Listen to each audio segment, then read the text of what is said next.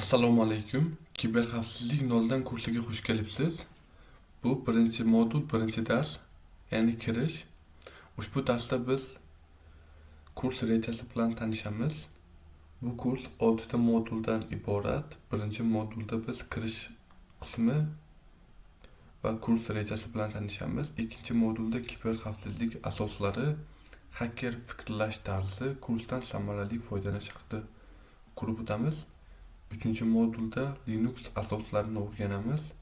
4-modulda esa tarmoq asoslari. 5-modulda esa network hacking, tarmoq asoslari va Linux asoslarida o'rgangan bilimlarimiz orqali network hackingni ham o'rganib amaliyotda sinaymiz. Bunda Wi-Fi hacking, MITM attack va boshqa hujumlarni ko'rib o'tamiz. 6-modulda esa hacker qurilmalari haqida Flipper Zero, Bad USB, Signal Jammer va boshqa qurilmalarni ko'rib o'tamiz va ularning aksariyatini yasab ham ko'ramiz.